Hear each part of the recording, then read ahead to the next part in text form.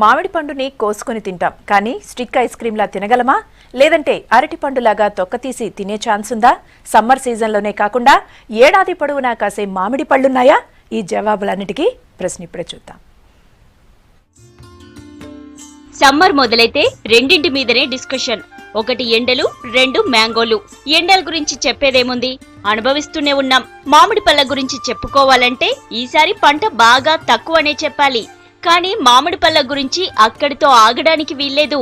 అమృతం మామిడి పళ్ళ గురించి ఖచ్చితంగా చెప్పుకుని తీరాల్సిందే.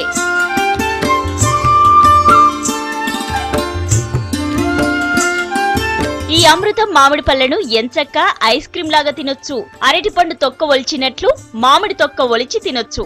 ఇలాంటి మామిడి పళ్ళు కేవలం విశాఖలో మాత్రమే దొరుకుతాయి. ఒక ప్రయోగంలా వీటిని పండించింది రమేష్ రాజు, మట్టిని నమ్ముకున్న రైతు బిడ్డ.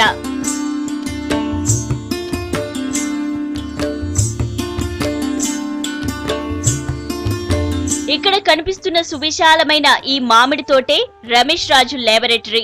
మామిడిపై అనేక ప్రయోగాలు చేస్తుంటారు రమేష్.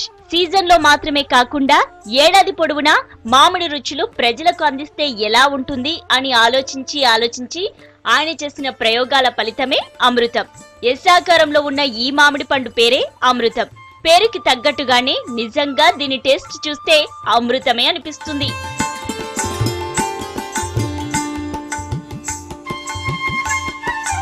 ఈ అమృతం మామిడి పళ్ళను ఎంచక్కా స్టిక్ ఐస్ క్రీమ్ లాగే తినొచ్చు. అరటి పండు తొక్క తీసి తినేలాగాను తినొచ్చు. అంతేనా, ఏడాది పొడవునా అందుబాటులో ఉంటుంది. ఫ్రిడ్జ్ లో పెట్టి ఎప్పుడు కావాలంటే అప్పుడు ఏడాది పొడవునా దీని రుచులను ఆస్వాదించొచ్చు. చెడిపోవడం అనేదే ఉండదు.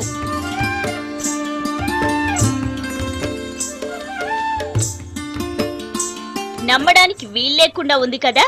అందుకే దేశంలోని అనేక మంది సైంటిస్టులతో ప్రయోగాలు చేయించి మరీ అన్నీ నిజమేనని కన్ఫర్మ్ చేయించారు.